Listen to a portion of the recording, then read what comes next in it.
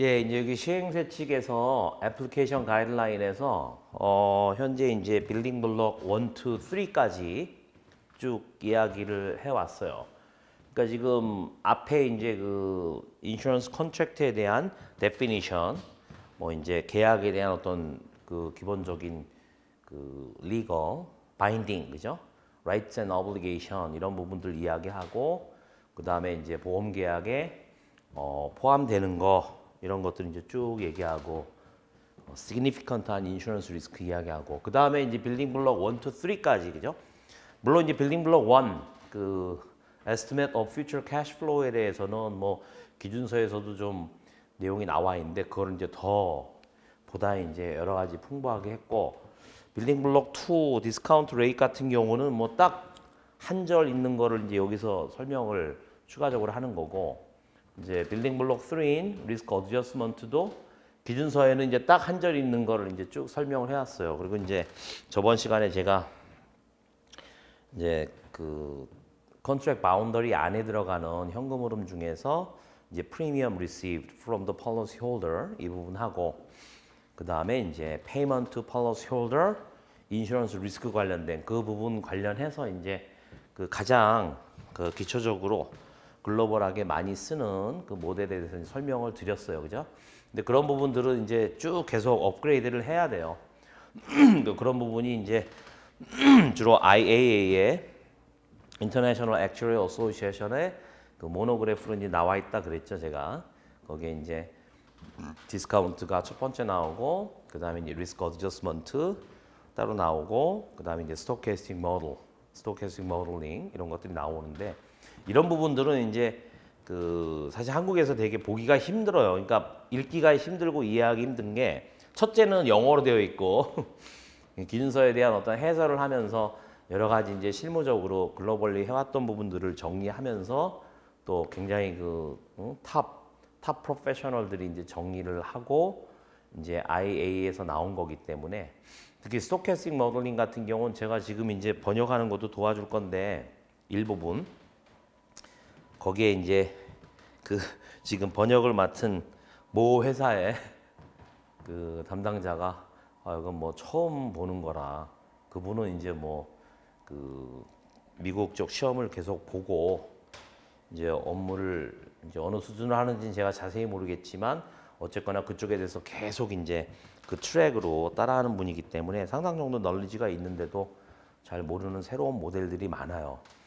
게다가 이제 계속 강조드리다시피 모든 어떤 그 종류의 다양한 인슈런스 컨트랙트를 다루는 엔티티에 대해서 다 적용하는 거고 그걸 일반적인 어떤 그 원칙으로 정리하는 거기 때문에 그렇다라고 말씀드렸죠. 그래서 어쨌거나 하여튼 그 기준요 시행세 측에서 그래서 이제 빌딩 블록 1, 2, 3에 대한 내용들이 상당히 긴 거죠. 그죠? 지금 이게 92절까지인데 앞에 뭐 그 인슈런스 컨트랙트에 대한 데피니션에 대한 보완 설명, 보충 설명 빼고 내용이 이제 가장 많은 거죠. 그 빌딩 블록 1, 2, 3가 특히 이제 2하고 3 같은 경우는 그 상당히 많은 내용이 주어져 있어요. 물론 이제 basis for conclusion 결론에 근거 가면은 또 이제 거기에 대해서 또 염려가 돼서 우리말로 노파심에 그동안 논의됐던 것들 뭐 이런 부분에 대해서 더 이제 자세히가 나오지만 여기에서 상당 정도 빌딩 블록 2하고 3에 대해서는 딱 한 절씩 있는 거를 많이 설명을 했죠. 이번 시간에는 이제 메저먼트 안에 들어가는 거지만 이제 특수한 경우로서 그러니까 initial recognition of transfer of insurance contract and business combination이에요. 그러니까 어떤 이유로 해서 보험 계약을 이전받아요. 그죠? 그럼 이미 이제 그 다른 데에서는 그 처음 이게 들어오는 게 아니고 그 어느 정도 이제 중간에 이렇게 돼 있는 부분을 받아가지고 이제 하는 거란 말이에요. 그죠? 그래서 우리가 왜 그 레벨 오브 애그리게이션에서 1년 이상 떨어지지 않은 그런 신계약 이 부분에 대해서는 그 뒤에 들어오는 뒤에 이슈가 된 그 컨트랙트라고 하더라도 기존에 있던 어떤 컨트랙트 그룹에 애드 된다 그랬잖아요. 그죠? 그래서 이제 그 애드 되는 부분에 대해서는 이제 이야기를 하겠지만 이렇게 트랜스퍼 되기 때문에 이니셜 레코그니션이다 이제 얘기를 한 거예요. 그죠? 그리고 또 하나는 비즈니스 컴비네이션. 그죠? 한 회사를 내가 M&A를 통해서 이렇게 합쳤다. 우리나라 같은 경우 지금 뭐 이거는 회사 이름을 얘기해도 되겠죠. 업계 다 알려져 있는 거니까. 신한생명이 이제 오렌지 라이프를 이제 M&A를 통해서 얻었는데 뭐 한 3년 정도인가 그냥 이제 분리 재무제표로 놔두고 따로따로 있는 것처럼 하면서 나중에 이제 합친다라는 그런 얘기를 해요. 근데 그런 식의 이제 비즈니스 컴비네이션 얘기를 하는 거예요. 그게 이제 39절에 있다 해서 제가 39절을 이제 보여드릴 텐데 39절 먼저 보시죠. 기준서의 39절에 기억나는 게 어떤 계약의 이전, 그 다음 비즈니스 컴비네이션, 그죠? M&A 하에서 획득한 보험 계약에 대해서는 기업은 38에 따라서, 그죠? 38절에 8절을 적용하는 것으로 한다. 뭐에 따라서 B93 지금 이야기하려고 하는 93, 95 이렇게 세 개 절에서 이야기하는 거에 따라서 38절을 적용을 하는 것으로 한다. 이렇게 돼 있어요. 그러니까 요거 자체는 지금 패러그래프 39인데 그래서 여기 이제 요게 이제 39절 얘기고 참고적으로 이제 38절을 보면 여기 보시면 이제 우리가 이니셜 레코그니션 시점에서 보험 계약을 인식하고 측정하는 거 이야기하는 거예요. 그 중에서 이제 CSM 얘기를 하는 거죠. 그래서 앞에 있는 얘기는 이제 미래의 어떤 아직 우리가 인식하지 못한 프로핏을 얘기하고 블라블라블라 가다가 이니셜 레코그니션 시점에 CSM을 그룹 오브 인슈런스 컨트랙트에 대해서 인식을 하고 어너러스 컨트랙트가 아닌 경우에 어너러스 컨트랙트 경우는 0이니까 그러면 여기서 이제 처음에 최초 인식 시점에서 이행현금 흐름, 그죠? 여기 이제 37절은 그 전에 이행현금 흐름에 대해서 어떻게 측정하는지.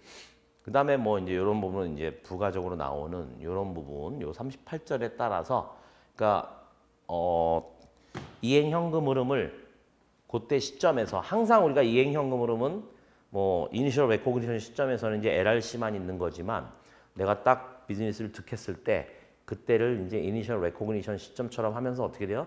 남아있는 미래에 대한 것들을 추적을 할 수가 있겠죠.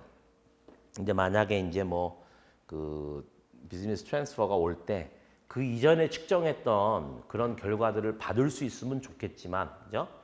아닌 경우에는 이제 새롭게 해야 되는 거고, 그러니까 완전 소고법으로 생각한다 그러면은 이제 중간에 뭐 어느 정도 기간이 지났다라고 하면 얻을 수 있는 최대한의 하여튼 인포메이션을 얻어가지고 요 비즈니스 특성에 맞게 분석을 하고 거기에 따라서 이제 최초 시점으로 가서 완전 소고법으로 계산을 해서 와야 되겠죠, 그죠? 그래가지고 기존에 있는 컨트랙트 그룹에 여하에 이제 합칠 것이냐. 왜냐하면 기존에 오던 컨트랙트 그룹도 뭐 이렇게 보고 만 시점에 숫자가 있을 때 거기다 이제 합할 수도 있고 아니면 뭐 별도로 가겠다 해가지고 별도의 어떤 컨트랙트 그룹으로 할 수도 있고 그렇게 할 수 있는 거죠.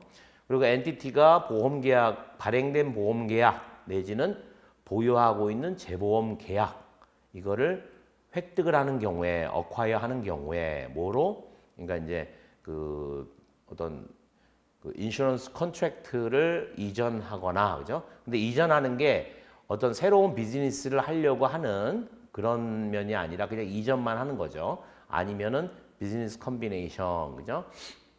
어떤 비즈니스의 결합 이런 거 안에서 얻었을 때 그때 기업은 기준서에 있는 1424 요 절을 적용하는 것으로 한다. 뭐 하기 위해서? 식별하기 위해서 획득된 보험계약 그룹을 식별하기 위해서 14, 24절을 적용을 한다. 기준서에 as if 뭐뭐인 것처럼 그것이 요 트랜잭션 이전하거나 비즈니스 컴비네이션 하는 그 날짜 시점에, 그죠?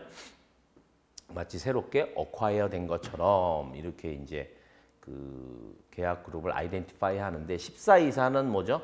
기준서에서 level of aggregation. 우리 왜 onerous 테스트 해가지고 onerous contract, non-onerous contract group, the others로 결정하기 힘든 거는 the others로 하고 뭐 annual cohort 있고, 그죠? 1년 이상 떨어진 거는 합쳐지지 않고 뭐 여러 가지 이제 그런 내용들이 있는 level of aggregation을 동일하게 적용을 한다라고 하는 게 중요하죠.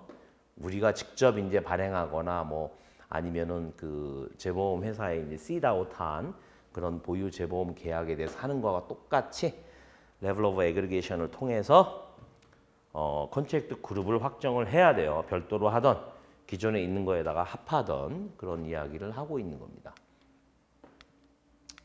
그 다음에 두 번째는 기업은 뭐뭐 하는 것으로 한다. consideration. 그러니까 received 되거나 or paid 된 거, 계약에 대해서. 그러니까 프리미엄 received 된 부분에 대해서 대체로서, proxy가 이제 대용치, 대체물 이런 얘기죠. 그러니까 이제 내가 받은 보험료에 대해서 하나의 대체치로서, 대용치로서 이 보험 계약에 대해서 이런 받거나 아니면 지급된 계약에 대해서 지급된 그런 고려 사항들을 사용한다 그런 얘기죠. 그리고 그러한 어떤 고려 사항들 위에서 얘기한 거 똑같이 얘기해요. Received or paid for the contract. 여기에 대한 고려 사항들은 요 이하 사항들은 제외한다. 뭐냐? Asset liability. 그러니까 같은 그 트랜잭션에서 획득한 자산이나 다른 자산이죠. 다른 자산. 지금 내가 대상으로 하고 있는 이것이 아니라 그러니까 consideration received or paid for the contract 이게 아니고 다른 자산이나 부채에 대해서 그 지급이나 수취하거나 지급을 고려한 이런 사항들은 제외한다 이거죠. 그러니까 그런 계약들에 대해서 우리가 지금 바라보고 있는 측면만 보라 이거죠. 특히 이제 M&A 경우에 비즈니스 컨비네이션 경우에 여기에 해당된 받은 것이나 지급한 거에 대한 그런 어떤 고려 사항들 이런 사항들 자체는 계약의 어떤 fair value 공정 가치이다. 어떤 그 날짜에 그죠? 왜냐하면 이거는 시장에서 내가 그거를 획득을 한 거잖아요, 그죠? 그러니까는 일반적으로 트레이드가 안 되지만 비즈니스 컨비네이션이라고 하면은 이제 회사 전체의 어떤 그 북 오브 비즈니스 모든 컨트랙트를 이렇게 이제 시장에서 산 거예요, 그죠? 물론 이제 일반적으로 작동하는 우리가 IFRS 13의 어떤 fair value measurement를 적용을 할 수는 없지만 어쨌거나 fair value 개념이고 이것이 이제 시장 가격이라고 볼 수 있는 거죠. 뭐 공시된 시장 가격이나 이런 거 아니지만 그래서 그 공정가치 위에서 얘기한 공정가치를 결정함에 있어서 기업은 47 IFRS 13의 47을 적용하지 않는다 가라고 demand feature 그러니까 수요의 특성과 관련한 IFRS 13의 47조를 적용하지 않는다. 여기 이제 47조를 제가 가져왔어요. IFRS 13에. 그러니까 이제 수요 특성이 있는 그런 금융적인 어떤 부채에 대해서 말씀드리는 거예요. 이건 보험 계약이 아니고 이제 일반적인 어떤 financially. 그래서 어떤 금융적인 부채, 그죠? 어떤 수요 특성이 있는 그러니까 이제 내가 부채인데 부채라고 하는 건 내가 언젠가는 지급을 해야 되잖아요, 그죠? 보험 계약 말고라기보다 이제 포함해서 전체적인 어떤 financial liability 부채에 대해서 거기에서 요구를 하면 나 이거 갚어라고 날짜가 뭐 특정하게 정해져 있으면 그 날짜에 그 다음에 언제든지 내가 요청할 수 있으면 그 디맨드 요청에 따라서 내가 지급해야 되는 그런 특성이 있다 이거죠. 거기에 따라서 여기에서 용어는 뭐예요? 우리는 이제 뭐 리저브라는 말을 쓰지만 디맨드에 따라서 디파짓을 해놔야 된다라고 하는 그런 의미겠죠. 그죠? 그런 특징이 있는 어떤 금융적인 부채에 있어서의 공정가치는 작지 않다. 그죠? not less than이니까 같거나 커야 된다 그런 얘기죠. 뭐에 대해서? 요구를 할 때, 그죠? 요구를 할 때 지급할 수 있는 금액보다 작지 않다라고 하는 얘기죠. 그냥 is not 하니까는 작지 않다라고 기본적인 걸 얘기하는 거고, 근데 그 금액 자체는 is discounted from first date. 그죠? 그러니까 이제 이거를 지급해야 되는 필요성이 있는 그런 금액, 그거를 최초 날짜로부터 디스카운트를 하는 거죠. 디스카운트한 금액이다라고 이야기를 하는 거죠. 그래서 부채에 대해서 내가 만약에 어떤 그 누구하고 트레이드하기 위한 일반적인 어떤 파이낸셜 라이빌리티에 대해서 그거를 계산할 때는 할인을 해야 되고 그 다음에 어느 만큼의 금액이 디맨드에 따라서 지급을 해야 된다 어느 시점에 그러면 거기서부터 우리가 내가 지금 거래하려고 하는 이 기간까지 디스카운트를 해야 된다라고 하는 게 이제 어떤 금융적인 그런 부채에 대한 이야기예요. 그래서 이제 그거를 적용하지는 않는다라고 하는 거죠. 뭐에서? 비즈니스 컨비네이션에서 그 날짜 당시에 계약의 어떤 그 공정 가치다라고 하는 거는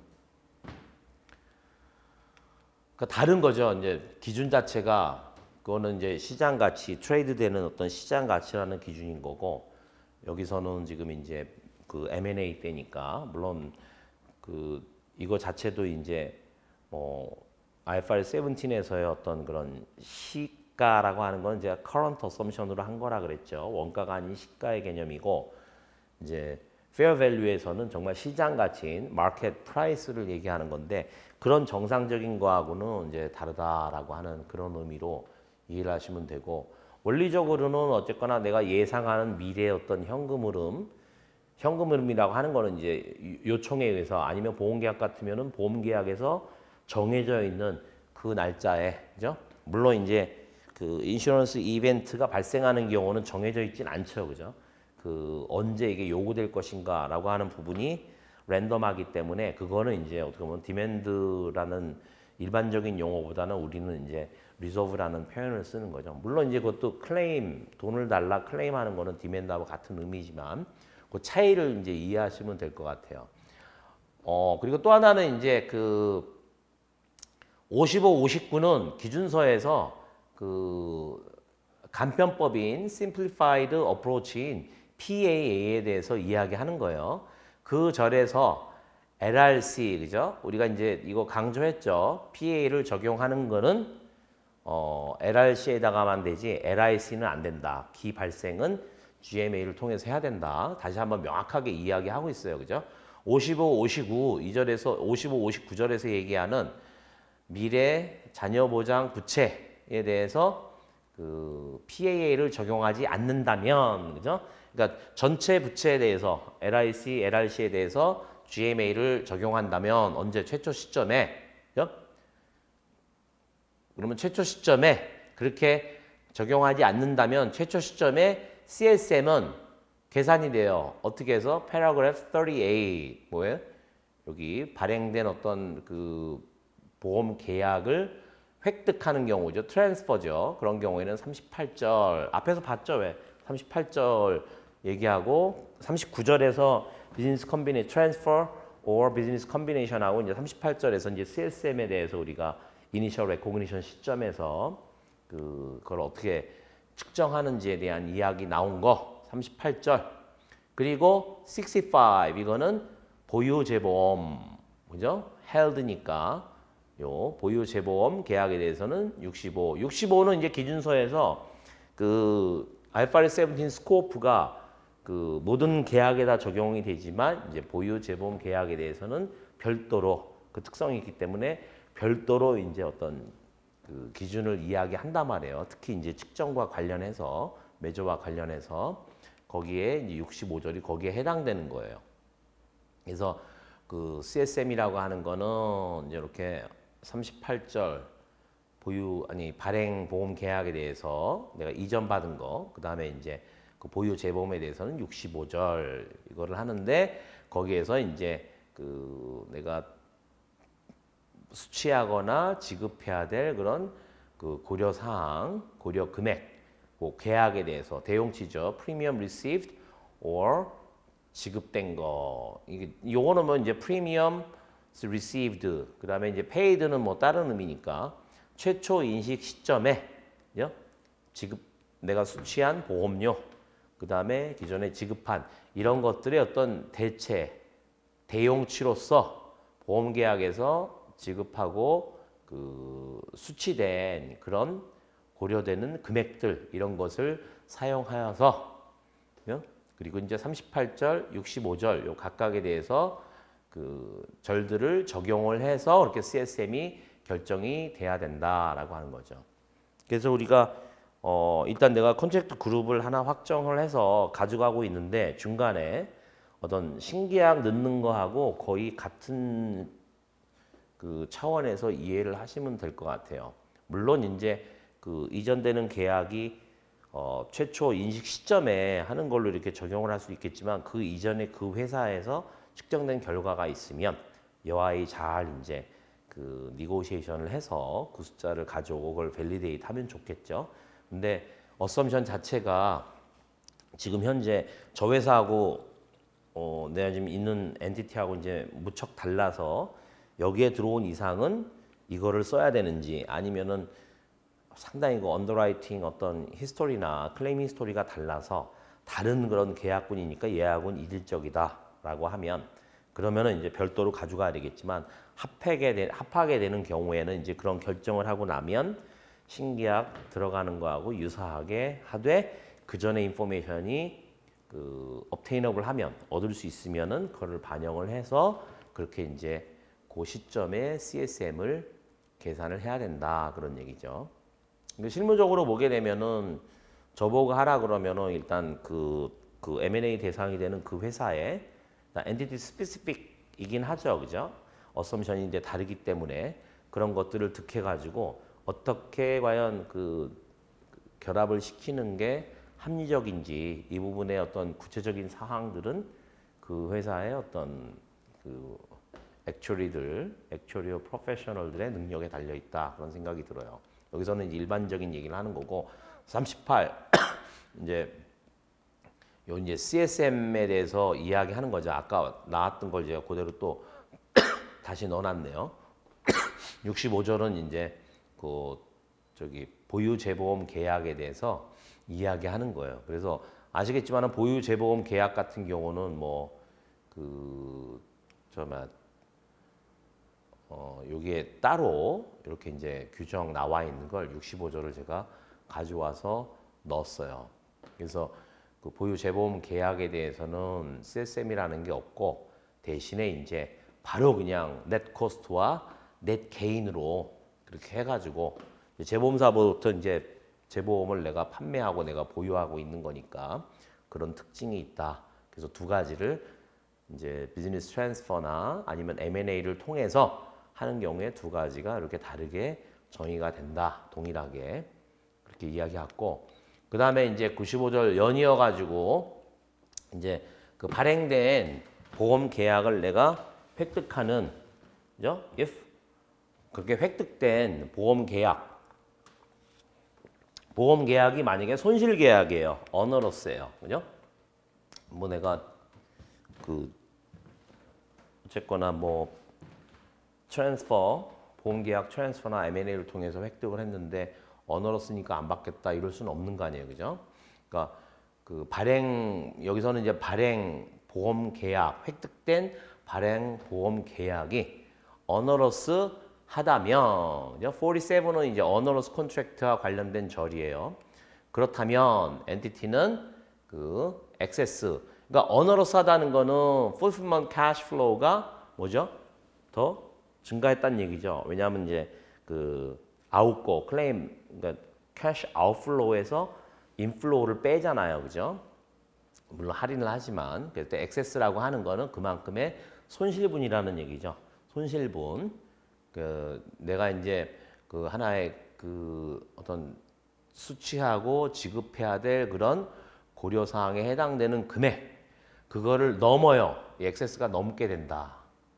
As part of a goodwill 뭐 선의에 의한 그런 부분으로서 혹은 그 협상 과정에서의 어떤 그 소득으로서 그죠?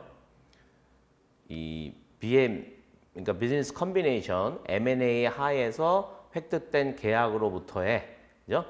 어떤 굿윌 선의에 의한 부분이나 아니면은 협상에 따른 어떤 이득으로서 받게 된 이 고려사항 이 부분을 만약에 증가를 해요. 손실분 자체가 그거를 그 부분 자체를 그렇게 금액을 넘는 그런 이행현금 흐름의 초과분을 인식하는 것으로 한다라는 건데 여기서 보면은 컨비네이션 or 떠 있네요. or as a loss in profit or loss. 그죠? 손익에 있어서의 손실로. 그러니까 두 가지예요, 지금 as가. 그러니까 다시 이제 해석을 해 드리면은 일단 기업은 내가 요 트랜잭션을 통해서 수취하거나 받은 그런 고려 사항. 그러니까 이제 뭔가 정상적인 시장 가격보다는 뭔가 이제 고려해 가지고 금액을 주는 이 부분을 초과를 해요. 이행현금으로의 손실이. 그죠? 그래서 내가 예를 들어서 디스카운트를 받거나 이랬는데 그렇게 받았다고 하더라도 어너러스 컨트랙트의 이행현금 흐름을 그거를 초과를 한다라고 하면 손실로 나는 거 아니에요. 그죠? 그러니까 계약이 갖고 있는 손실만큼보다도 어떻게 보면 더 초과한 걸 받는 거죠. 그랬을 때 그것이 뭐로써 지급하거나 페이했다라고 하는 거는 그죠? 양 당사자가 있으니까 그럴 때는 하나의 선의 내지는 어떤 M&A에 있어서 어떤 bargain, 구매의 어떤 협상 과정으로서 혹은 그죠? 어떤 계약 이전에서 획득된 계약들의 손익에 있어서의 어떤 손실로서 이렇게 됐다라고 하면 기업은 그거를 어떤 이행현금 흐름의 액세스 포션으로 인식한다라고 하는 거죠. 그러니까 우리가 이제 어너러스 컨트랙트라고 하는 거는 그렇게 디파인을 하잖아요. IFRS 17 하에서는 그죠? 그러니까 이행현금 흐름을 영어로 표현하면 net outflow가 났다, 그죠? 그리고 net inflow가 나는 거는 이익이 나는 거고 그런 식으로 지금 이제 표현돼 있는 거죠. 애초에 이제 손실계약이라고 하면 그런 얘기니까 그렇게 되면은 바로 그 엔티티는 이제 트랜스퍼나 아니면은 비즈니스 컨비네이션으로 얻은 부분을 시작을 할 때 요거는 손실계약이기 때문에 로스 컴포넌트를 바로 셋업을 해야 돼요.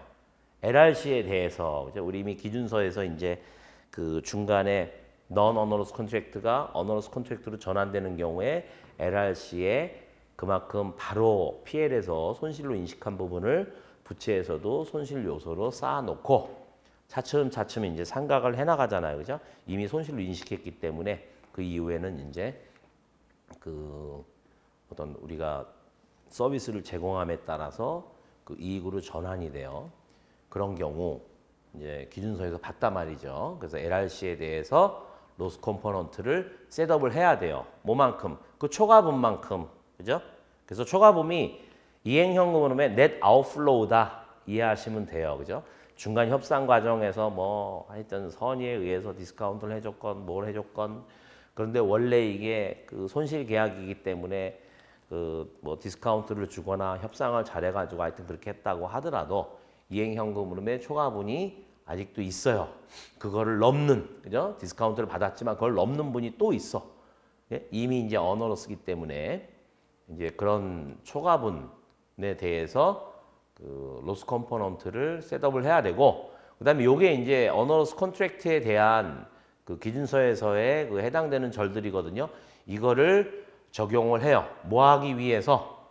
이제 로스 컴포넌트에 대한 이행현금 흐름에서의 이후의 변동들을 엘로케이트 하기 위해서, 그죠? 그러니까 이행현금 흐름이 계속 예를 들어서 변동을 하면은 이제 로스 컴포넌트가 있다라고 하는 거는 이미 어너러스 컨트랙트가 돼서 그걸 손실로 다 인식을 했는데 나중에 이게 또 거꾸로 non onerous 컨트랙트 전환된다라고 하면 어떻게 되죠? 이미 이 부분 자체가 CSM으로 셋업이 돼야 되는데 대신 로스 컴포넌트를 상각을 하고 돼야 되잖아요. 그죠? 근데 CSM이 생긴다라고 하는 거는 by definition 이행현금 흐름이 이제 net inflow로 전환돼요. 그러면 전환되는 net inflow를 전체를 다 CSM으로 하는 게 아니고 로스 컴포넌트 부분을 제하고 넣는다 이렇게 돼 있잖아요. 그죠? 그래서 그 부분이 이제 복잡하긴 한데 이행현금 흐름에 있어서의 이후의 변동을 로스 컴포넌트에 배분한다라고 하는 게 그런 의미죠. 거기에 나와 있는 그런 절들을 적용을 한다 그런 얘기예요. 여기서 이제 요 47절이라고 하는 게 이제 어너러스 이 부분에 대해서 이제 이야기를 하는 47절을 얘기하는 거죠. net outflow, 그죠? 이행 현금 흐름에. 그리고 이제 16A는 level of aggregation에서 onerous contract에 관련된 거고, 요? 그리고 이제 그 요게 대해서 이제 쭉 나와 있는 요 부분을 이야기를 하는 겁니다. 자, 거기까지가 이제 뭐 그 39절 기준서의 39절에서 얘기하는 이제 그 어떤 인슈런스 컨트랙트의 트랜스퍼나 아니면은 비즈니스 컴비네이션에 따라 가지고 이제 어떻게 측정을 하느냐 이런 부분에 대해서 이제 보충적으로 설명을 한 거고, 이제 그 다음에 이제 메저먼트 안에서도 어떤 그 CSM의 보유 금액이 있죠. 계속 우리는 CSM은 따로 추정하는 게 아니고 이행 현금 흐름에 따라 가지고 이제 결정되는 거란 말이에요, 그죠? 0이나 0보다 큰 금액으로. 그랬을 때 처음에 따져보는 거는 without direct participation, 그러니까 이제 투자적인 성격이 없어요. 뭐 어떤 이익이 났을 때, 리턴이 있을 때 그거를 쉐어하는 이런 성격이 없다. 그래서 그냥 간단하게 하여튼 여기는 direct participation 피처니까 그 배당 계약이라고 볼 수 있겠죠. 그죠? 그래서 투자 성격이 계약자로 봤을 때는 투자 성격이 있다고 봐야 되겠죠. 물론 이제 그 with라고 하면 뭐 direct participation이니까 variable universal처럼 이렇게 이제 아예 그냥 investment component가 있어가지고 그거를 바로 이제 고려하는 이 부분도 되지만, investment component가 없다고 하더라도 우리 존재하는 그런 이제 과거에 있었던 배당 계약들도 다 거기에 들어가는 거라고 볼 수 있겠죠. 근데 그거 없는 거 얘기하는 거죠. 그래서 어떤 그 주로 인슈런스 컴포넌트가 인슈런스 리스크가 significantly 있는 이런 부분 다시 한번 강조를 드립니다. 거기에 관련해서 지금 CSM의 금액 변동. 그러니까 CSM은 기준서에서도 이제 그 내가 봤을 때는 상당히 이제 자세하게 나와 있지만 여기에서 이제 더 그거를 강조하는 거죠. 그런 보험 계약에 대해서 44C 이거 이제 제가 이제 보여드릴 텐데, 그거는 CSM의 어떤 조정을 필요로 한다라고 하는 거예요. 이 측정 단위가 되는 보험 계약 그룹에 대해서 뭐에 이행 현금 흐름의 미래 서비스와 관련된 이행 현금 흐름의 변동에 대해서 CSM을 조정하는 것을 필요로 한다. 우리 이미 이제 기존서에서 알고 있는 거 아니에요, 그죠? 그리고 여기 있는 내용들 자체가 지금 그 기준서에 있는 내용을 좀 자세하게 쓰는 거죠. 이러한 변동, 그죠? 이행 현금 흐름에서의 어떤 변동은 다음 사항들로 구성된다라고 하는 거죠. 여기 이제 experience adjustment라는 용어가 나오죠. 뭐에 대해서? premiums received, 그죠? 보고 기간 동안에 수취한 보험료로부터 발생하는 experience adjustment. 그러니까 이제 경험 조정 우리말로 얘기하는데, 내가 이제 그 이전 전 보고 기간 말 아니 뭐 최초에 이 정도로 보험료가 들어올 거다라고 이제 캐시 인플로우를 내가 예상을 했는데 지나고 나서 보니까 그만큼이 안 들어오고 차이가 나죠, 그죠? 그게 바로 experience adjustment, 경험 조정인데, 그렇게 보고 기간 동안에 받은 금액으로부터의 발생하는 어떤 경험 조정분, 미래 서비스에 관련된, 그죠? 미래 서비스가 들어가야 돼요. 그리고 또 하나는 이제 뭐 이렇게 인슈런스 애퀴지션, 보험 계약 취득 현금 흐름 같은 거, 아니면은 보험료 기반한 텍스라든지 이런 부분과 같이, 그죠? 그 같은 현금 흐름과 관련된, 그죠? 미래 서비스와 관련된, 그러니까 이제 앞에 거는 이제 이렇게 미래 서비스와 관련된 이게 보험료, 내가 받은 보험료 얘기하는 거고, 또 하나는 현금 흐름인데 이제 보험 그 취득 현금 흐름 그거와 관련된, 아니면 프리미엄 베이스 텍스, 그죠? 프리미엄 수준에 맞춰 가지고 내는 어떤 프리미엄 텍스라든지 이런 부분 관련된 것들, 그죠? 어느 걸로 72의 C 절에 따라서 B72, 그러니까 앞에 우리가 왜 디스카운트에서 이야기했잖아요, 그죠? B72 C에 따라서 그 정해진 할인율로 측정하는, 그죠? 그런 부분에 대해서 첫 번째가 이제 이렇게 구성이 돼 있어요. 이런 변동에 대해서. 그러니까 미래 그 이행현금 흐름의 변동분으로 해서 CSM 금액이 조정이 되는데 그런 이행현금 흐름의 변동 중에 첫 번째가 이거다라고 하는 거죠.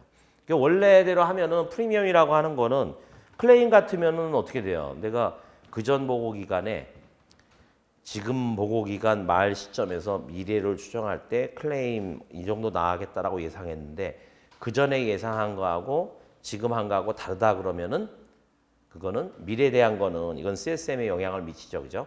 근데 만약에 그전 보고 기간하고 지금 보고 기간하고 사이가 있어요. 그죠? 근데 그전 보고 기간 말에 추정한 거와 실제 지나고 나서 보니까 차이가 있어요. 이거는 익스피리언스 어드저스먼트이기 때문에 바로 PL로 가서 터트린단 말이죠. CSM하고 아무 상관도 없는 거예요. 패스트 서비스.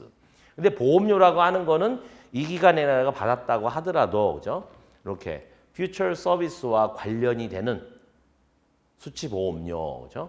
그래서 실제 이거를 아주 엄밀하게 하면 내가 요 지나간 기간 동안에 그 전에 내가 보험료를 이 정도 받을 거다라고 했는데 사실은 요 기간 내에 어떤 퓨처 서비스를 그 감안하는 보험료 요 부분만큼 하고 그리고 실제 수치한 보험료의 요 부분을 커버하는 보험료 이 차이는 경험 조정으로서 PL로 터트려야 되는 거 아니냐라고 얘기할 수도 있는데 베이시스 포 콘클루전에 보면 우리가 이제 지금 하듯이 경과보험료, 미경과보험료 이렇게 나누는 이렇게 기간의 어떤 듀레이션의 어떤 포션에 따라서 보험료 나누는 것은 바람직하지 않다. 그렇게 이제 베이시스 포 콘클루전에 나와요.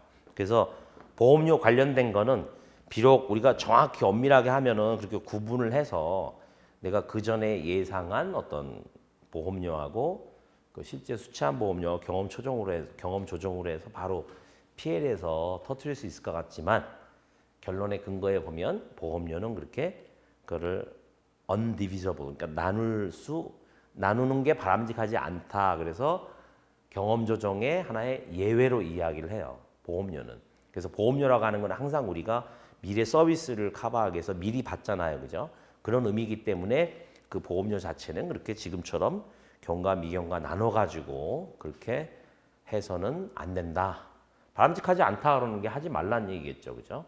그 결론의 근거 자체에도 그게 있으니까. 그래서 그 부분은 잘 기억을 하셔야 되고 여기에 이제 44라고 하는 거는 지금 우리가 새로 넘어와서 기준서에 이제 44에 해당되는 거예요. 근데 44를 보면은 여기 이제 똑같은 그런 계약에 대해서 CSM 보호기간 말에 그게 어떻게 되느냐라고 하면서 C번에 뭐라고 돼 있냐면은 미래 서비스와 관련된 그죠? 지금 우리가 B96을 하고 있잖아요. 그죠? B96과 100 여기에서 이제 앞으로 얘기할 이 부분 요 계약에 대해서 without direct participation feature 여기에 대해서 하는 요 부분에서 정한 것처럼 그죠? 기준서에서 이제 그 적용 지침 요 해당되는 절에서 정한 것처럼 미래 서비스와 관련된 이행 현금 흐름에서의 변동에 따라서 CSM이 금액이 조정이 된다라고 하는 거죠.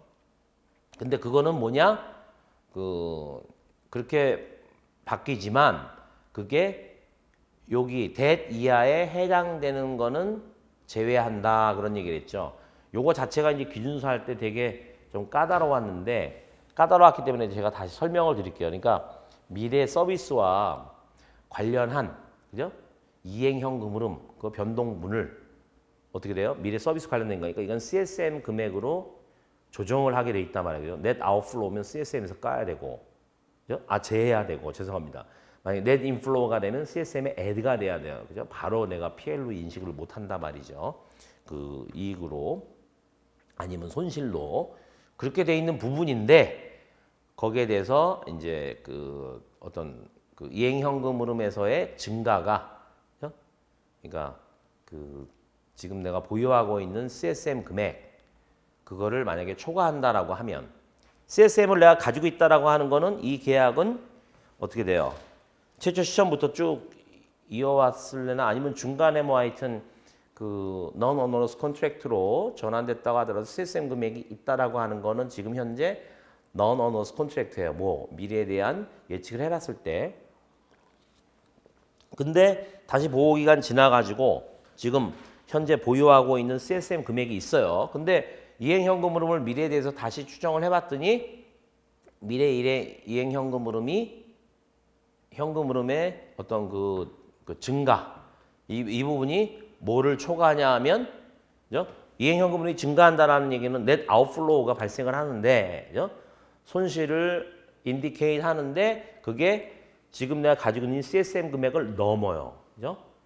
넘게 되면 어떻게 돼요? 이행 현금 흐름에서의 변동이 100%다 반영이 안 되잖아요. CSM에. 그걸 바로 이렇게 표현하는 거라면 except 예외인데 예외가 뭐냐? 이런 정도만큼은 아니라는 거죠.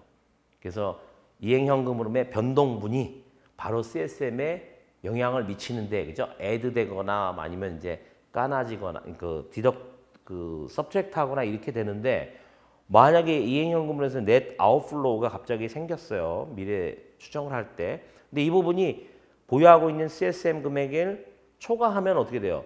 CSM은 보유하고 있는 그 금액만큼이고 초과분에 대해서는 반영이 안 되는 거잖아요. 그거를 except 예외로 이렇게 표현을 한 거죠. 그러니까 exception으로 이렇게 표현을 하면서도 그 메커니즘에 대해서 로지컬한 메커니즘에 대해서 자세히 이야기를 하는 거죠. 또 하나는 이행현금 흐름이 감소했다라고 하면은 net 인플로우가 되니까 이게 지금 onerous contract인데 손실계약인데 만약에 이행현금 흐름을 내가 미래에 대해서 추정을 했을 때 net 인플로우가 난다 그러면 만약에 이 계약 자체가 제대로 돼 있으면 어떻게 돼요? non onerous면 그 net 인플로우만큼이 바로 CSM 금액에 애드가 돼야 되잖아요. 그죠? 그러면은 fully 조정되는 거란 말이에요. 근데 여기서 exception이라고 한 거는 이게 net 인플로우로 돼서 이익이 난다라고 인디케이트를 하는데 지금 onerous contract예요. 그러면은 onerous contract라고 하는 건 loss 컴포넌트가 있다는 얘기죠. 그러면은 그 이행현금 흐름에서의 변동, net 인플로우로 전환한 그 변동분을 다 반영을 하고 싶은데 미안하지만 로스 컴포넌트 있으니까 로스 컴포넌트만큼은 까야 되잖아요. 그죠? 그러니까 fully 조정이 안 되고 로스 컴포넌트를 제하고 조정을 해야 되니까 그걸 exception이라고 한 거죠. 이거 이하에 해당되는 것만큼 그 금액만큼은 예외로 여기서 얘기하는 게 이행현금 흐름, 미래 서비스와 관련된 이행현금 흐름의 변동분 이거가 전체적으로 조정 금액이 된다 이렇게 표시하는 거죠. 그냥 그 복습 차원에서 제가 다시 한번 설명을 드리니까 요거 이제 이렇게 돼 있는 부분 다시 한번 가셔서 제대로 그런 식으로 해석이 되는지. 그러니까 이런 게 이제 그 기준서에 대한 해석에 있어서 되게 이제 그 까다로운 거죠. 다시 한번 복습이라는 차원에서 좀 제가 시간을 썼습니다. 그리고 디스카운트 72C를 보면은 요 C의 경우에는 이제 CSM 금액의 변동을 측정할 때, 그죠? 여기 96AC가 있죠. 지금 우리가 하고 있는 요 AC, 이제 우리 A만 봤습니다만은 그 요런 특징을 가진 보험 계약에 대해서 다이렉트 참여 특성 여기에 그 시행세 측에 이제 우리가 얘기하는 요거를 적용하여 CSM의 변동을 측정을 해요. 그럴 때는 디스카운트 레이트를 그 36, 우리가 이니셜 레코그니션 시점에 그죠? 적용한 그 할인율을 그대로 쓴다. 그죠? 그런 측면을 이야기하는 거예요. 36에 해당, 72C에 해당되는 게 그 앞에 있는 걸 제가 가져와서 보충적으로 하는 겁니다. 그래서 이미 이제 우리가 디스카운트를 자세히 설명을 했기 때문에 그 디스카운트율로 측정을 한다 그런 얘기죠. 그래서 첫 번째는 이제 experience adjustment 이야기를 했어요. 그 다음에 이제 두 번째 B 같은 경우는 LRC에 있어서 그죠? LRC에 있어서 미래 현금 흐름 평가 뭐라 그랬죠? 빌딩 블록 1, 2죠. 그러니까 이행 현금 흐름은 거기 아래까지 들어가지만 여기서는 지금 net outflow, inflow가 없이 그냥 빌딩 블록 1, 2를 합친 그 금액에서의 변동 이렇게 이야기하는 거죠. 그것만큼 조정을 해야 된다라고 하는 거죠. 근데 예외 사항이 뭐냐? 97A에서 얘기하는 이제 뒤에 얘기할 거예요. 97A에서 예외 그 기술하는 것들은 예외 사항이다. 마찬가지로 이거는 요 전 A에서 얘기했지만 72C 그죠? 이니셜 시점에 적용하는 그 디스카운트 레이트를 써서 그렇게 해서 측정을 한 그죠? 그래서 앞에 거는 이행 현금 흐름에 있어서의 어떤 그 변동, net outflow로 전환하고 net inflow로 전환하는 그런 경우를 얘기한 거고, 요거는 지금 어떤 그 LRC에 있어서의 그 빌딩 블록 1하고 2 그거의 추정치에서의 변동 얘기하는 거죠. 그리고 또 하나는 이제 어떤 투자 요소, investment component, 그러니까 between A and B의 차이분만큼 또 조정을 한다는 얘기죠. 그 뭐냐? 어떤 그 보고 기간 내에 우리가 지급해야 되는, 그죠? 지급을 요구받는 그것이 예상되는 investment component 이제 존재한다면 any investment component와 그 다음에 또 하나 이제 실제로 보고 기간 동안에 지급해야 되는 그런 실제 investment component 이거 사이에 어떤 그 차이, 그죠? 그러니까 아까 봤듯이 그냥 뭐 그 여기 지금 actual하고 expected니까 경험 조정이라고 보면은 되겠죠, 그죠? 보고 기간 내에 그 부분 자체도 그 차이분이 그렇게 반영이 된다는 거고, 이것도 마찬가지로 72C에서 규정한 할인율로 평가를 한다. 그 다음에 또 하나 이제 RA가 있죠. 미래 서비스와 관련해서 non-financial risk 그거의 RA에서의 변동 이런 부분들 자체가 다 죄송합니다. 뭐로 되느냐? 여기처럼 여기에 CSM의 조정, 그죠? 이런 계약에 대해서 요거에 대해서 패러그래프 44C라고 하는 거는 CSM 금액에 대한 조정이 필요해요. 이행 현금 흐름의 미래와 관련된 이행 현금 흐름의 어떤 그 변동에 대해서 그 변동이 되니까 CSM 금액을 조정하는 게 되는데, 그 부분 자체가 여기 이제 보셨지만은 그 44C가 여기 안 나오나?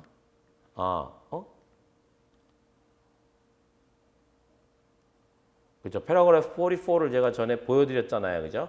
거기에서의 44C를 볼게요. 내가 다시 이제 기억. 44에 C 얘기하는 거죠. 그죠? 이렇게 얘기한 except 44C 여기에 해당되는 거. 그렇게 해서 A, B, C, D 요 아래까지 다 그렇게 이제 그 미래 서비스와 관련된 부분. 지금 보험료, experience adjustment 중에서 나머지는 다 experience adjustment는 다 어디로 가요? PL로 가서 터트려야 되는데 그 프리미엄 received만 예외예요. 이제 결론의 근거에 명확하게 나와요. 다시 한번 강조드리고 나머지는 다 뭐예요? 그 인베스트먼트 컴포넌트 아래하고 포함해서 다 퓨처에 해당되는 거고, 요 인베스트먼트 컴포넌트 같은 경우는 사실상 이제 그 예상된 거하고 이 보고 기간 말해 봤을 때 여기에서 예상됐던 거하고 실제하고니까 인베스트먼트 컴포넌트는 익스피리언스 어드저스먼트인데 이 부분은 CSM의 금액에 반영이 된다. 그래서 투자 요소 부분도 일단 그 굉장히 중요한 거니까 시스템을 만들 때 익스피리언스 어드저스먼트라는 게 없지만 이 말을 보면은 그렇게 돼 있죠. 그래서 굉장히 이것도 중요하다 그런 얘기예요. RA는 이제 당연한 거고, 미래 동일한 기간에 대해서 그 전 보고 기간 말에 추정한 거와 지금 추정한 거와 그죠? 미래 동일한 Future Service Period에 대해서 그 차이가 있는 부분이 바로 CSM으로 간다. 그래서 다시 한번 자세히 이야기를 하는 거예요. 그리고 여기는 이제 반대로 기업은 CSM 금액을 이 보험계약 그룹에 대해서 그 CSM 금액을 조정하지 않아요.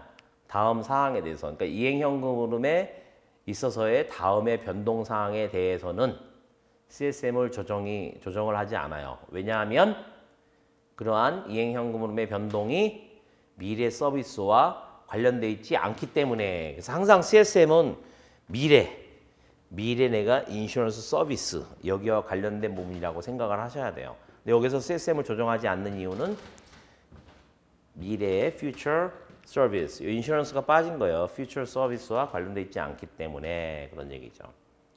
물론 이제 아까 보시면은 이제 investment 뭐 얘기가 있으니까 사실 그 안에 partially 부분적으로 investment related service도 들어가야 되겠지만, 그래서 여기서는 이제 조정하지 않는 부분이 뭐냐? 이제 그 time value of the money 이것의 효과 금액. 그다음에 또 하나는 time value of the money의 변동 그런 거죠. 두 가지가 지금 다른 거예요, 그죠? 얘는 time value of the money에 해당되는 만큼의 효과 금액이고 얘는 그 효과 금액의 변동이라고 볼 수 있겠죠. 그리고 또 하나는 financial risk, 그죠? 빌딩 블록 2에서 얘기하는 financial risk의 효과 해당되는 금액 내지는 또 그 효과 금액의 financial risk에 있어서의 변동 얘기하는 거죠. 그게 만약에 여기 이제 얘기하는 거는 효과 금액이 있는 거 존재한다면 뭐에 대해서 그 어떤 디스카운트 레이트에 있어서의 변동의 효과. 처음은 이제 그 이런 이펙트가 효과가 존재한다면 효과는 무엇이 되는 거냐? 바로 이행 현금 흐름을 추정하는 데 있어서의 어떤 효과 금액. 그리고 또 하나는 디스카운트 레이트의 변동에 따른 효과 금액. 이런 문장이 참 중요한 게 우리가 이제 빌딩 블록 2 할 때 이제 파이낸셜 리스크를 이야기했잖아요. 그럼 여기서는 이제 이 변동이 CSM에 영향을 안 미친다고 했어요. 그러면은 이 문장을 보면은 일단 여기 요 뒤에 거 먼저 볼게요. 그러니까 여기에서 얘기하는 요 안에 부분이 빙 하면은 우리 뭐 이거라고 하더라도 뭐 이렇게 의역을 해가지고 이제 의역이 아니고 그런 의미로 이제 컨텍스트를 읽어서 봐야 되겠죠. 여기에 있는 거는 존재한다면 그죠? 미래 현금 흐름 추정치에 따른 효과. 그 또 하나는 할인율을 변동하면서 나오는 금액 효과. 이 부분으로서의 파이낸셜 리스크 이렇게 얘기하는 거죠. 디스카운트 레이트를 바꾼다. 그죠? 보고 기간에 따라서 이렇게 나오는 파이낸셜 리스크에서의 어떤 그 파이낸셜 리스크에 따른 변동 효과하고 또 파이낸셜 리스크의 어떤 변동에 따른 거. 여기는 타임 밸류 오브 더 머니. 빌딩 블록 2에 해당되는 거죠. 그 부분은 CSM의 금액을 조정하지 않는다라고 하는 거예요. 그 다음에 또 하나는 그 LIC, 그죠? LIC, 기발생 사고 부채에 있어서 이행 현금 흐름의 추정치의 변동. 이 부분은 다 PL로 가는 거지 CSM하고 필요 상관없다 이거죠. 왜냐하면은 그 퓨처 서비스하고 관련 없는 거고 이것도 마찬가지로 퓨처 서비스하고는 관련 없는 거다 그런 얘기예요. 그리고 이제 여기 나오죠. 앞에서 왜 A번에서 그 보험료와 관련된 experience adjustment잖아요. 그죠? 근데 그 보험료를 제외하고 모든 experience adjustment는 그죠? 96A라고 하는 거는 보험료, 프리미엄 received에 대한 experience adjustment 얘기한 게 그게 CSM으로 바로 영향을 미치잖아요. 그죠? 근데 그거 제외한 모든 경험 조정은 다 CSM하고 상관없이 PL로 바로 간다 이거죠. 그래서 이거는 영향이 없다는 게 아니고 A, B, C 해당되는 거는 다 PL로 가서 바로 터트린다. 그렇게 이해하시면 돼요.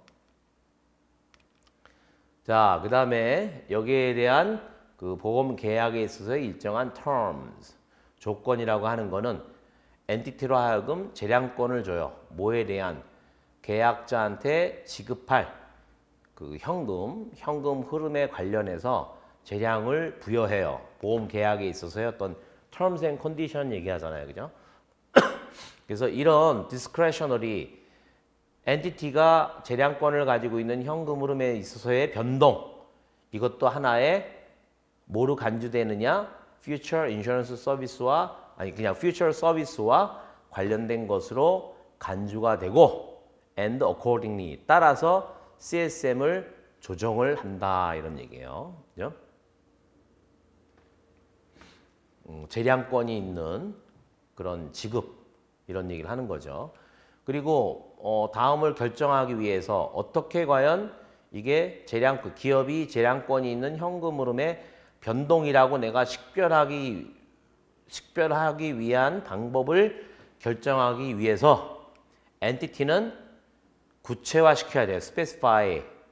언제? 보험 계약의 최초 도입 시점에서 그죠? 어떤 베이시스 기본적인 근거 그죠? 기초 근거를 규정을 해야 돼요. 규정하는 것으로 한다. 뭐에 대해서 언제 여기에 따라서 이 커미트먼트 내가 뭐를 지급하기로 확실하게 약속을 하는 걸 얘기하는 거죠. 커미트먼트를 결정을 하느냐라고 하는 거. 그러니까 요 기준 베이시스에 근거해서 그죠? on이 있잖아요. 그죠? 어떤 기준 근거에 따라서 내가 언제 이 약속을 하느냐, 약속을 결정하느냐, 계약 하에서 커미트먼트 내가 뭐를 하겠다라고 커미트먼트를 준다 그러잖아요. 그죠? 그렇게 내가 뭐뭐 하겠다라고 하는 그거를 언제 그거를 결정해야 하는 것이 예상되는 그런 근거에 대해서 구체적으로 정해야 한다. 정하는 것으로 한다. 그죠? 또 하나는 그런데 그거는 뭐에 기초해야 되느냐? 그 고정된 이자율 혹은 수익 그러니까 어떤 내가 정해진 자산 수익률에 근거해서 변동하는 어떤 수익 이 부분에 근거해서 요 뒤에 거는 이제 또 다른 거니까 예를 들어 요 근거해서 그러니까 여기에 때리는 어떤 그 기본적인 어떤 기준 근거 있죠? 그거에 대해서 예를 들어서 설명을 하는 거죠. 그래서 이렇게 스페시파이 해야 된다. 그 계약이 들어오는 시점에 요 기준을. 근데 그 기준이 예를 들어서 그 고정된 어떤 이자율 혹은 어떤 내가 구체적으로 정한 자산의 어떤 수익률에 근거해서 변동하는 수익 이런 식으로 베이시스를 정해야 된다라는 거예요. Specify the basis on which it expects to determine its commitment under the contract. 그죠? 내가 이러이런 조건 하에서 기업이 재량에 의해서 그죠? 그러니까 뭐 계약에 딱 명시되어 있는 게 아니고 기업이 재량적으로 이런 기준을 구체적으로 정하는 것으로 한다라는 거죠. 그게 이제 기본적인 어떤 그 discretionary cash flow에 대한 definition이 된다라고 하는 거예요. 그래서 위에서 얘기하는 거는 이제 이런 계약임에도 불구하고 그죠? 보통 왜 우리가 discretionary participation feature 그거는 아예 이제 안에 들어가 있는 거고 이제 여기서는 direct participation feature가 없다고 하더라도 보험 계약의 어떤 기본적인 term, 그죠? 기본 사항, 조건들에 따라서 기업은 어떤 계약자들한테 지급하는 현금 흐름에 대해서 재량권을 갖는다 이런 얘기죠. 그러니까 계약에 의해서 compel, 강제하는 게 아니고 기업이 자기 재량권을 가지고 지급하는 그런 의미를 얘기하는 거예요. 그렇다고 하더라도 이런 식으로 기준을 정해야 된단 말이죠. 그래서 요런 조건이 될 때 내가 이렇게 주겠다. 그죠? 그 실제로는 뭐 계약상으로 그거를 명시를 하란 얘기겠죠. 자, 그리고 이제 기업은 that specification 위에서 얘기한 그 구체적으로 내가 정한 그것을 사용하는 것으로 한다. 뭐 하기 위해서 between A and B 이거 사이를 구분하기 위해서 that 그죠? 그 전절에서 정한 그런 구체적인 사항 이거를 사용하는 것으로 한다. 뭐 하기 위해서 그 가정, assumption의 변동의 효과와 그죠? 그다음에 and B가 있겠죠. 그런데 그 effect of changes in assumption 변동에 따른 어떤 효과라고 하는 거는 이제 financial risk 그 앞에서 얘기한 그런 커미트먼트 내가 이제 그 재량권을 가지고 뭔가 지급을 하겠다라고 하는 거기에 관련된 그것에서의 파이낸셜 리스크와 관련된 가정에서의 어떤 변동 효과.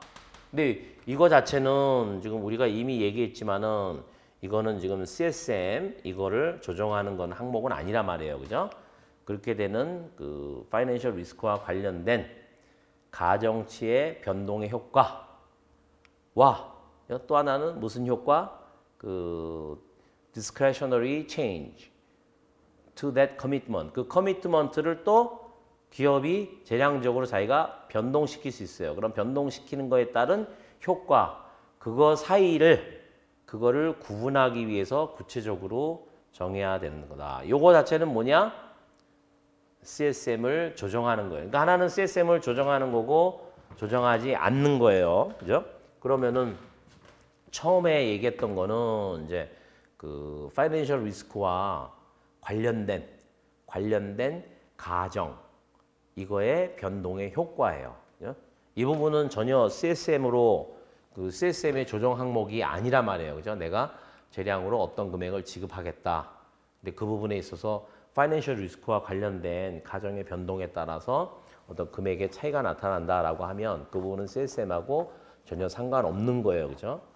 그런 거 하고 또 하나는 그 discretionary change인데 그 효과 사이 거 이거는 영향을 미치는 게 뭐냐? 기본적으로 일단 그 계약자한테 내가 지급하는 거를 커미트먼트 하는 건데 그 부분이 CSM을 조정하는 거, 조정하지 않는 거 이거 둘 사이를 구분할 수 있는 기준으로서 그죠? 구분하기 위해서 그 전절에서 얘기한 그런 스페시피케이션 내가 정한 스페시피케이션을 그거를 사용하는 것으로 한다. 그렇죠? 그래서 왜 예를 들어 가지고 뭐 fixed interest rate 얘기를 한 거고, 그죠? 가보시면은 여기에 이렇게 예제로 fixed interest rate 아니면은 그 기본적으로 내가 정한 자산의 어떤 수익성에 따라서 변동하는 그런 수익을 얼마를 주겠다라고 하지만 이거는 변동하는 거예요, 그죠? 뭐 개런티가 아니고 그런 차원으로 돼 있는 예제, 이렇게 정한 요 스페시피케이션을 사용하여 CSM을 조정하지 않는 부분하고 CSM을 조정하는 항목 이거를 구분을 해야 된다라고 하는 굉장히 중요한 겁니다. 그래서 이제 그런 것들이 이제 하다 보면은 구체적으로 나온단 말이에요. 그러니까 저기에 있는 간단한 거라고 하더라도 지금 굉장히 중요한 내용 아니에요, 그죠? CSM의 금액을 조정시키는 거와 조정하지 않는 거 이렇게 이제 이야기하는 거란 말이죠. 엔티티가 만약에 그거를 규정할 수 없어요. 구체적으로 내가 지정을 할 수가 없어. 언제? 계약의 최초 도입 시점에. 그죠? 근데 이게 entity cannot specify 계약의 도입 시점에 여기서는 지금 이제 바뀌어서 규정을 할 수가 없어요. 뭐를? what. 그죠? what? 네. entity가 연결되는 거네요. 근데 하여튼 specify가 what 이하라는 거죠. 그래서 계약 하에서 첫 번째 what은 계약 하에서의 그 commitment라고 간주되는 것. 그다음에 또 하나는 그것이 재량권으로서 간주되는 것. 이 두 가지를 만약에 기업이 규정할 수 없다면 구체적으로 내가 스페시파이 할 수 없다면 그 커미트먼트는 뭐뭐라고 간주하는 것으로 한다. 뭐예요? To be the return implicit in the estimate of the fulfillment cash flow. 계약이 최초 들어오는 시점에 이행현금 흐름의 추정치에 내포되어 있는 하나의 수익이다. 수익이 되는 것으로 그렇게 간주하는 것으로 한다라고 하는 거예요. 그리고 그거는 어떻게 돼야 되느냐? 그 return, 그죠? 여기 updated to reflect current assumptions that 그러니까 financial risk와 관련한 현재 시점의 assumption을 반영하기 위해서 업데이트 돼야 되는, 그죠? 업데이트 돼야 되는 그런 이행 현금 흐름에 있어서의 추정치에 내포되어 있는 그런 하나의 수익으로서, 이익으로서 이 커미트먼트, 내가 이거 주겠다라고 하는 그런 뭐 약속 신뢰 이 부분을 그렇게 내포된 걸로 수익에 내포된 걸로 그렇게 간주한다 그런 얘기죠. 그래서 이제 구체적으로 이걸 정하지 않았다라고 하면 그러면 이거 자체는 지금 이렇게 내가 스페시파이 할 수 없으면 그죠? 요거는 지금 그 파이낸셜 리스크와 관련된 현재 어썸션 이 부분으로 지금 업데이트 돼야 된다라고 하면 이행현금의 추정치에 이게 내포되어 있다라고 하게 되면은 구체적으로 파이낸셜 리스크 관련된 거니까 CSM 조정하고는 상관없는 그런 금액으로 된다라고 하는 거죠. 그러니까 이제 그 앞에서 이제 그 CSM 금액에 조정이 되는 부분하고 아닌 거하고 구별하기 위해서 내가 정한 그런 스페시피케이션을 활용한다 그랬잖아요. 그 전전절에서. 근데 여기서는 이제 그거를 정할 수 없으면, 그죠? 스페시파이 할 수 없어요. 그 컨트랙트 하에서의 이게 확약으로 간주되는 거. 그다음에 또 하나는 그 확약 자체가 재량권으로 재량이 있는 걸로 그렇게 내가 구체적으로 구체화시킬 수 없으면, 규정할 수 없으면 그렇다라고 하는 거죠. 그래서 그거를 규정할 수 있으면 이제 두 가지로 구별이 되는 거고, 그 조건을 정해 놔야 되니까 그렇게 이해하시면 됩니다. 여기까지 하고 다음 시간에 요거는 이제 지금 그 without 부분 여기까지는 설명이 됐고, 예, 다음 시간에 with direct participation feature에 대해서 보도록 하겠습니다.